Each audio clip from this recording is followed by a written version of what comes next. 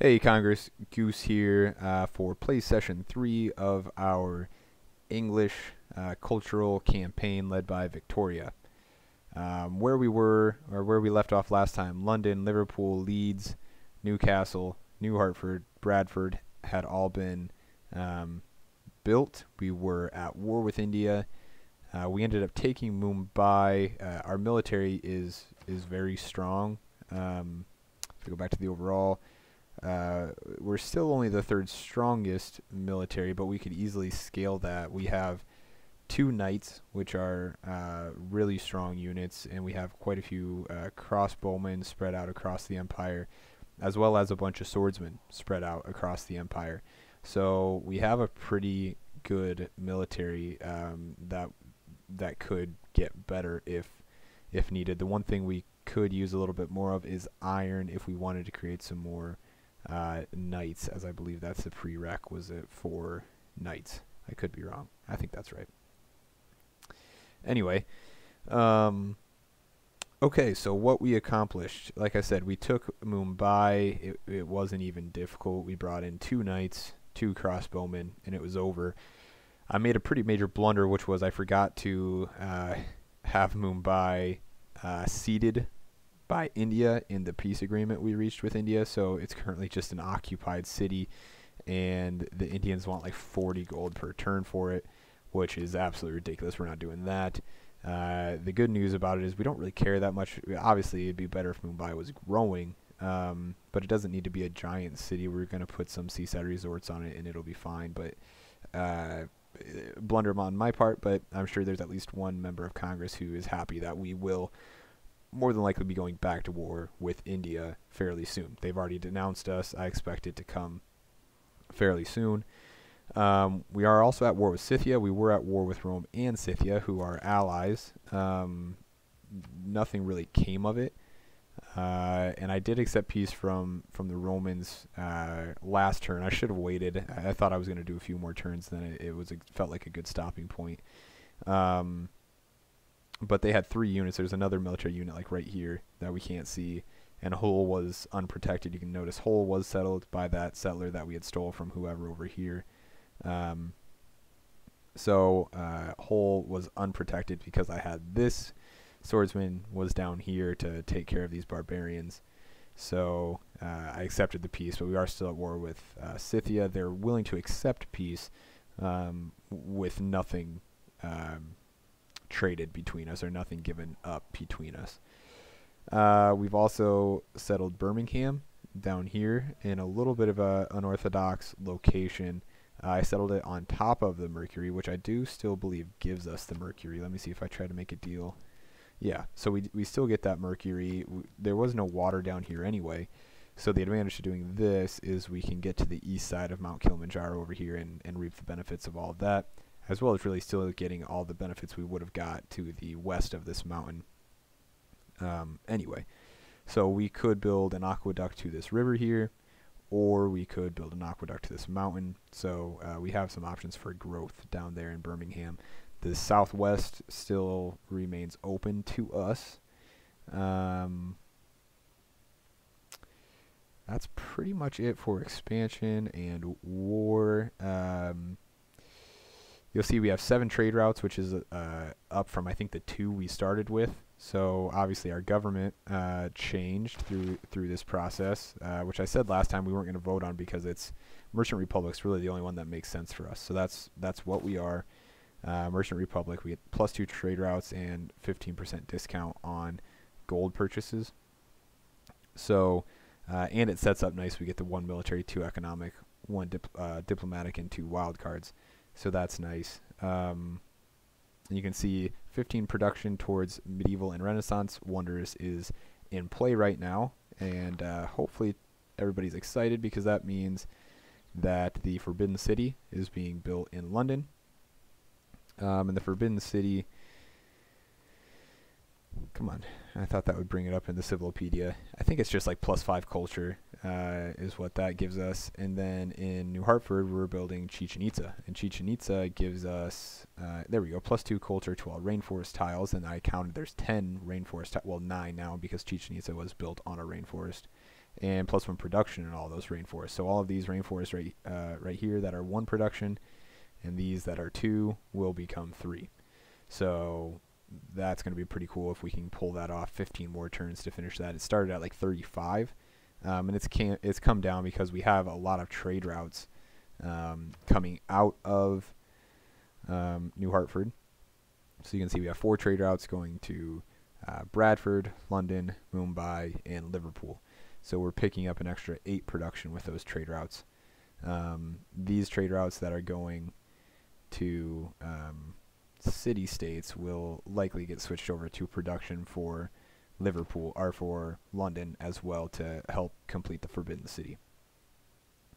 So let's pull up the civics tree real quick. Things that are coming up in the civics tree. Obviously, we're flying through the civics tree. Things are going really well.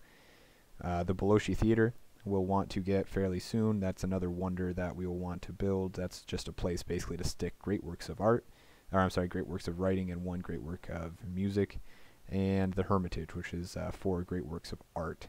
So both of those we will be unlocking and building, and obviously urbanization to get this neighborhood is an important deal because all of our cities are facing a housing crisis, a fairly major housing crisis. So in my opinion, when you're doing a cultural victory, that's fine. It's worth dealing with that housing crisis because we could get to urbanization in 15 to 20 turns. So it's not that big of a deal. We'll get to urbanization, we'll start building some neighborhoods, and our cities will start growing again. That's fine. It'll be all right. Let's see. Let's take a look at great people because we're on the verge of unlocking some great people as well. We passed on a great engineer because it just wasn't giving us. Was it a great engineer? I believe it was. Yeah, because I can't remember exactly what it was, but it just wasn't. It was a faith-based thing, or no, it was a great merchant. Yeah, it was a great merchant. It was like 100 faith and a copy of a luxury resource. Just not that great. Whereas this one instantly builds a bank and a market. So 2 free. The bank's fairly expensive. So 2 free buildings that we don't have to spend time building is definitely better than what we were doing. Then looking at other stuff, we're in line to get another great writer, we're in line to get a great artist, and we're in line to get a musician. So things are going really well in that regard. So decisions that we'll have to make for next turn is I'm going to anticipate a war with India. And I would recommend to Congress that we wipe out Patna while we're at it. Obviously, they will cede Mumbai. I would recommend that we raise Patna to the ground. I guess we could keep it. We would get a couple of additional coastline, but I'm not sure that we can build. I don't think we can build seaside resorts on this, which is essentially a lake, or you could say an inland sea, depending on the size. But I don't think we can build a seaside resort on it. So I would say we just raise it, and that way we get our cattle back. And they just screw India. Get that city off of our borders. It should not be there. So the one nice thing about having India there is that the Romans can't get to us from this way. They have to come around this way. But that's fairly minor. So we'll anticipate a war with India, decide how we want to deal with Scythia, take another look at our build priorities as well, and some expansion, because we still have all of this down here to expand to. Just an FYI, if you don't watch full play-by-play, we built 1 settler out of London and 1 out of Liverpool. So 1 out of each came down. Liverpool settled Brighton, and London settled Birmingham. So yeah, that's pretty much it. It doesn't seem like a whole lot was accomplished this time, but like I said, 7 trade routes is a big upgrade. We're producing 100 gold. 2 wonders coming into play. I think everywhere has a cultural district or is building a cultural district, except for Hull, Brighton, and Birmingham, all of our previous cities. I should clarify there. I guess let's go ahead and take another look at the reports. The city status, like I said, growth rate is an issue, which we will solve shortly. Citizen happiness is fine. That means we have a plethora of luxuries. so we're not in any danger there. I do want to check real quick. Do we have any duplicates? We don't. We do have a duplicate of Truffle, but I traded it off to, I think, Norway for like 5 gold per turn or something, 4 or 5 gold per turn, which isn't a lot, but early in the game, it's all right. If we check the demographics, fourth population, I would say we'll gain in that regard. We're at 1.69 million. Rome is massive at 4.58. That's pretty impressive. We have the third most soldiers, which we kind of knew. You can see their crop yields the best, so we're growing the fastest. So yeah, we should be gaining on the population front, especially if we start. I'd say all of this coastline is ripe for seaside resorts. So we should maximize our coastline here. So at least 2 more cities on the coast over there. Maybe we put a city down here. So at least 3 more cities to expand to. We could do a cool resort island up here if we put a city just right on here. So 3 or 4 more cities are definitely still in the cards. We'll just have to figure out how and where we're building those settlers. So still a lot of options out there for expansion. So the population should continue to grow. Our gross national product is good, so we're producing well. We have the most land, which is great. That's something I said should be one of our goals. And the second most good. So Scythia has a few more luxuries and bonus resources than we do. But all in all, we are frankly dominating this game. We're producing the most science, which is ludicrous, considering we don't have any science buildings. We're easily producing the most culture. Like, it's an embarrassment of how much culture we're producing. And we have a good military. So, honestly, we're going to win the game. And I know this is a criticism that some of you have said before, that Civ's not as fun once you know you're going to win the game. And my response to that would be, well, then play a harder difficulty. It's really that simple. If you want to have the game be in the balance down to the end, you got to play a harder difficulty.